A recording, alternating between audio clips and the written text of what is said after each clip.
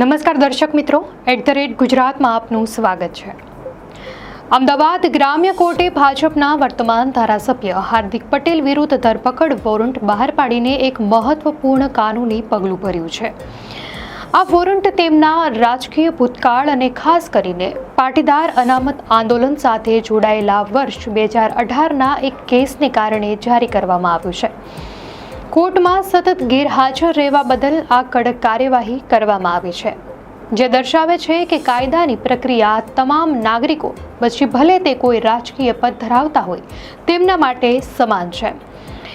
આ સમગ્ર મામલો વર્ષ 2018નો છે, જ્યારે હાર્દિક પટેલ પાટીદાર અનામત આંદોલનના અગ્રણી નેતા હતા।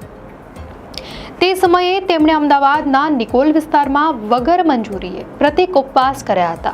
આ ઉપવાસને કારણે નિકોલ વિસ્તારમાં મોટી સંખ્યામાં લોકો ભેગા થયા હતા, જેનાથી જાહેર વ્યવસ્થા અને કાયદો અને વ્યવસ્થાની સ્થિતિમાં ભંગ થયો હતો। આ ઘટનાને ધ્યાનમાં રાખીને નિકોલ પોલીસ સ્ટેશનમાં તેમની સામે ભારતીય દંડ સંહિતાની કલમ 188 હેઠળ ગુનો નોંધવામાં આવ્યો હતો। આ કેસમાં હાર્દિક પટેલ ઉપરાંત ગીતા પટેલ, કિરણ પટેલ અને આશિષ પટેલ સહિતના અન્ય લોકો પણ આરોપી તરીકે સામેલ છે। આ કેસની સુનાવણી વર્ષોથી ચાલી રહી છે, પરંતુ હાર્દિક પટેલ નિયમિતપણે કોર્ટની કાર્યવાહીમાં ગેરહાજર રહ્યા છે। કાયદાકીય પ્રક્રિયા અનુસાર જ્યારે કોઈ આરોપી નિયત તારીખે કોર્ટમાં હાજર ન રહે, ત્યારે કોર્ટ સૌપ્રથમ સમન્સ જારી કરે છે। જો સમન્સ બાદ પણ આરોપી હાજર ન થાય તો ધરપકડ વોરંટ જારી કરી શકે છે। દર્શક મિત્રો, આ કિસ્સામાં હાર્દિક પટેલને અગાઉ ઘણીવાર સમન્સ પાઠવવામાં આવ્યા હતા, પરંતુ 9 સપ્ટેમ્બર 2025ના રોજ પણ તેઓ હાજર ન રહેતા અમદાવાદ ગ્રામ્ય કોર્ટે અંતે તેમના વિરુદ્ધ ધરપકડ વોરંટ બહાર પાડ્યું છે। આ વોરંટનો સીધો અર્થ એ છે કે પોલીસ હવે હાર્દિક પટેલની ધરપકડ કરી શકે છે અને તેમને કોર્ટ સમક્ષ રજૂ કરવા માટે કાનૂની રીતે બંધાયેલી છે।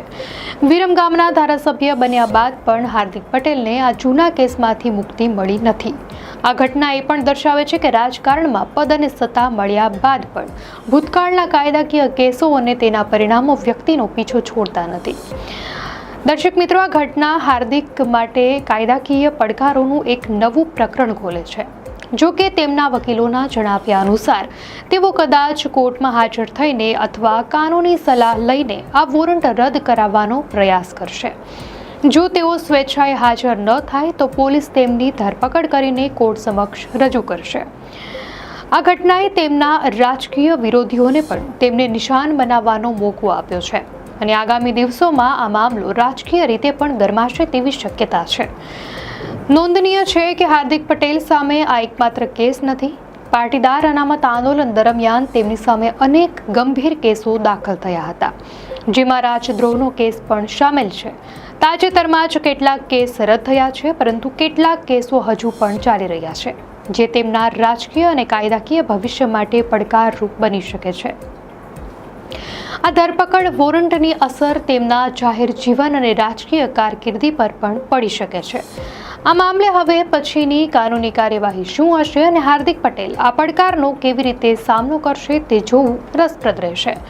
શું આ કાયદાકીય કાર્યવાહી તેમના રાજકીય જીવનમાં કોઈ મોટી અસર કરશે કે પછી તેઓ સરળતાથી તેમાંથી બહાર નીકળી જશે, તે સમય જ કહેશે। દર્શક મિત્રો, આ ઘટના અંગે આપની શું પ્રતિક્રિયા છે, અમને કોમેન્ટમાં ચોક્કસથી જણાવશો। અને જો આપને આ વિડીયો સારો લાગ્યો હોય તો વિડીયોને લાઇક કરો અને ચેનલને સબસ્ક્રાઇબ કરો।